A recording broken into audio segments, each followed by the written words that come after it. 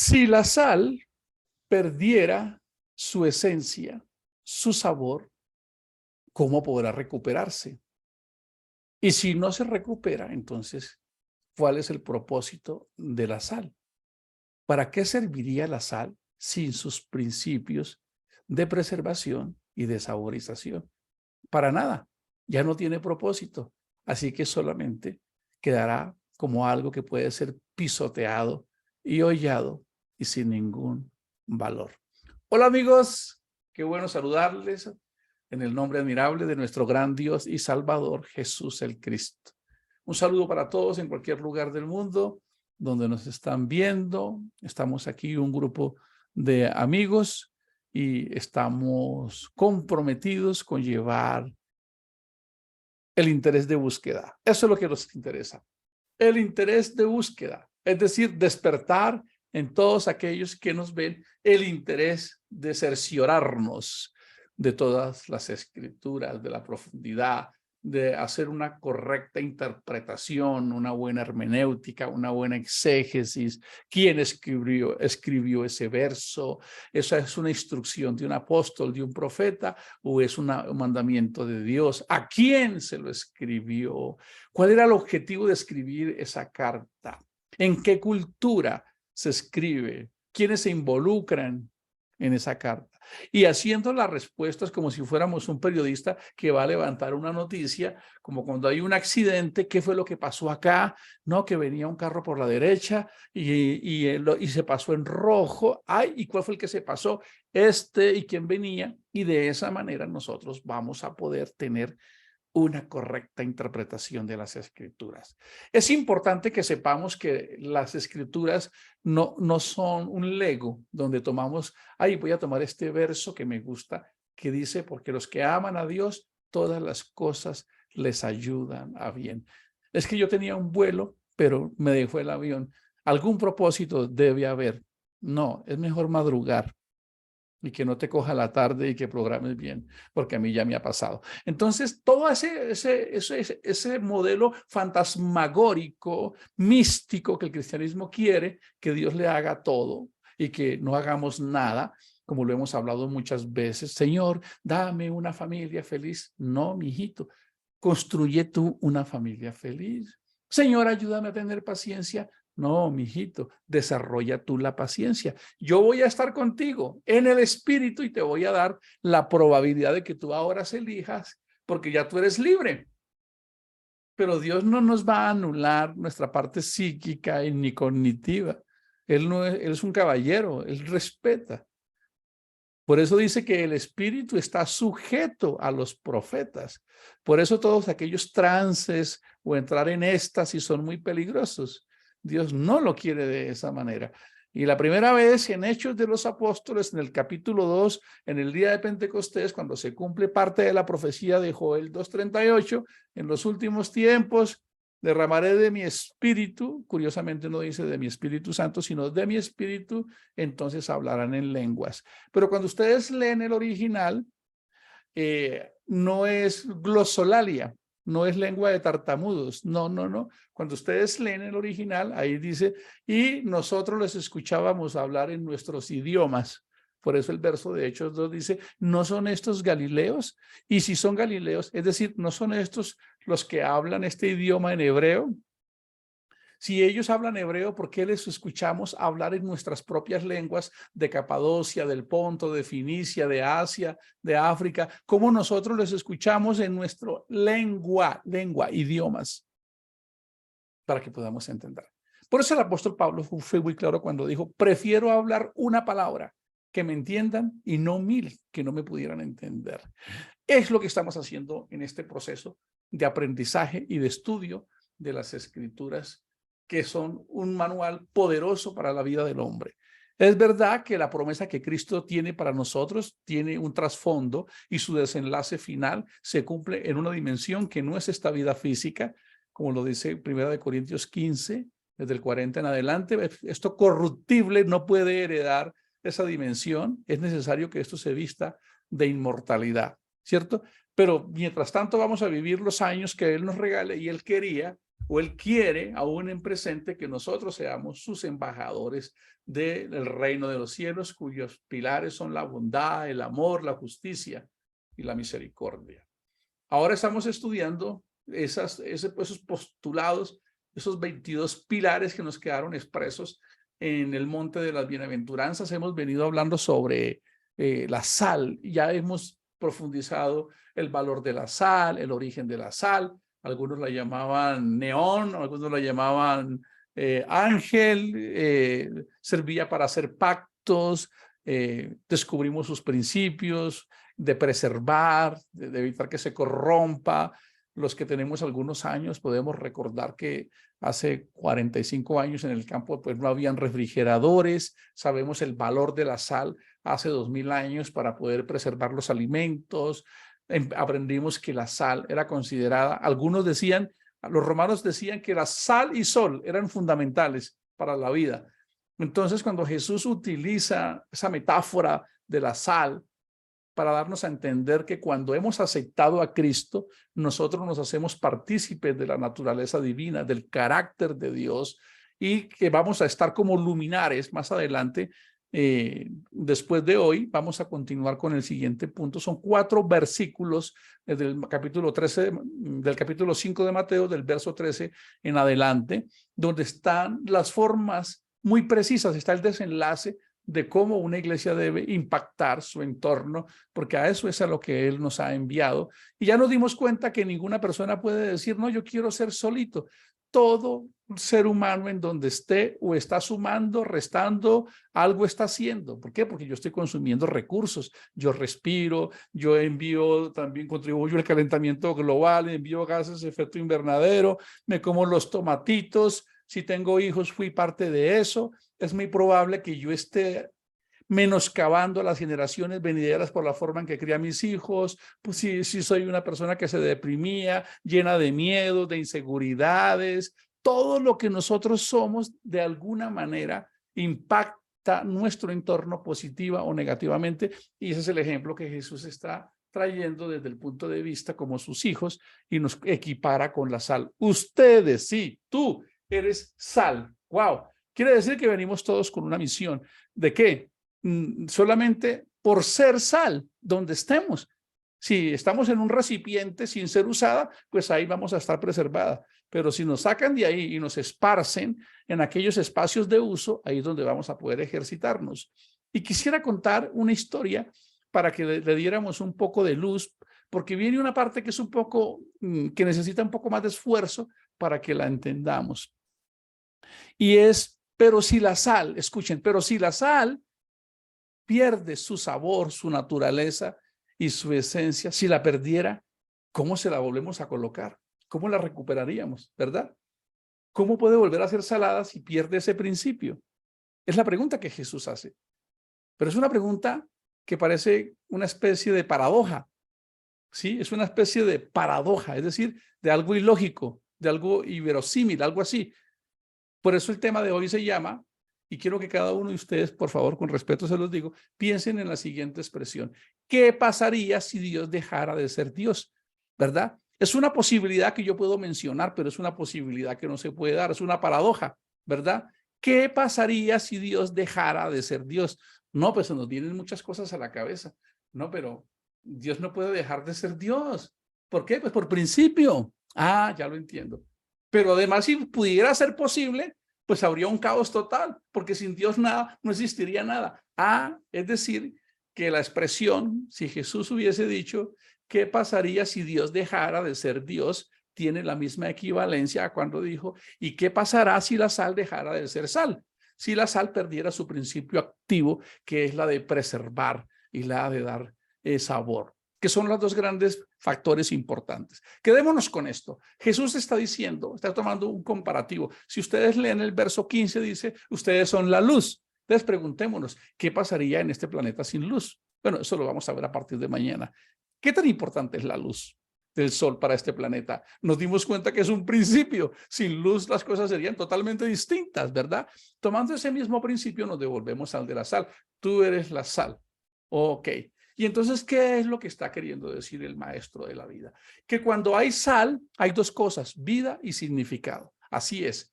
Es decir, cuando nosotros nacemos en Cristo, ya nos dio, ¿qué? Vida, nacimos de nuevo.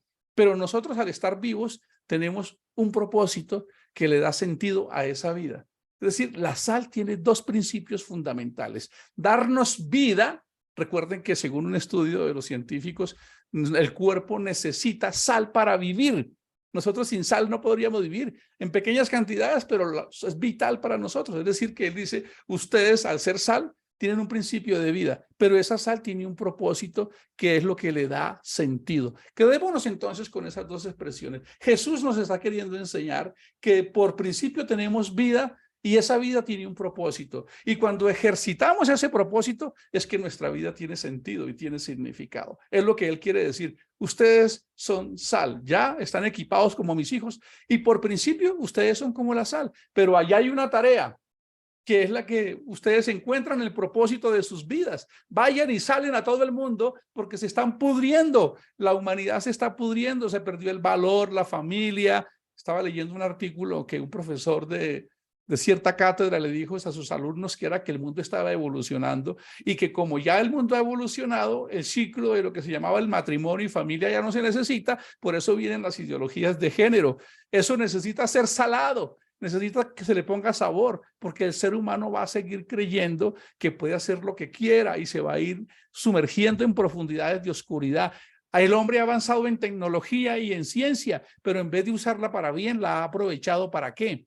Para perderse más, para ser más pervertido, para ir más a oscuridad, para hundirse en profundidades. Entonces, cuando él nos dice que somos sal, él nos dice, ustedes ahora ya tienen un principio de vida activo y la sal solo tiene propósito. Si tú tienes un pedazo de carne aquí en tu casa, la pones, tienes un recipiente y un salero y no están juntos, el principio activo de la sal no va a funcionar. Ese churrasco que tenías acá a los 3 días ya está de botar, se corrompió. Si yo no pongo la sal en la carne, no va a funcionar. Entonces, ya como hijo de Dios, soy sal. Y al ser sal, tengo un principio activo. Pero ese propósito se cumple cuando yo me junto con otros para darles de mi sal, para que ya no se corrompen. Pero esa sal no la proveo yo, es la naturaleza que Dios me ha dado. Y de esa manera yo cumplo mi propósito. Y cuando cumplo mi propósito, entonces esas dos acciones hacen que tengamos sentido. Sentido es el bien hacer del uso de las cosas, la razón de ser de las cosas. Ya teniendo ese resumen, ahora nos damos cuenta que Jesús dijo, pero ¿qué pasa si la sal no está? ¿Qué pasa si ustedes que son la sal no están? Ha sido un poco desafiante llegar al conocimiento. Quisiera exponer una versión y estaría muy agradecido de que alguien pudiese contribuir a algún otro tema. Para eso déjenme contarles una historia que estuve revisando, leyendo un tema al investigar esto. Dice que en los Estados Unidos, en un campo de trigo muy extenso, mientras el papá y la mamá estaban en sus labores, su niño de 4 años se sale y se mete dentro del cultivo de trigo. Entonces, como el trigo ya estaba a un nivel de altura que no permitía ver al niño y el terreno era muy extenso, el escritor narra esto de la siguiente manera, con 3 fotos. Primero, primer foto, al papá y a la mamá buscando al niño en un terreno vastamente amplio, es decir, sin posible de cobertura, porque era tan grande que no sabían hacia dónde dirigir la búsqueda. ¿De acuerdo? Entonces pasa esa noche, ellos dos, papá y mamá buscando al niño, pero el terreno es muy vasto, es muy grande para que ellos lo puedan cubrir. Se hace un voz a voz y toda la comunidad, toda la comarca se entera y se vienen todos, no sé, pongámosle que eran 100 personas y se toman de la mano. Se toman de la mano y entonces los 100 tomados de la mano van barriendo todo el campo. Es la segunda foto, a 100 personas barriendo el campo. Efectivamente encuentran al niño.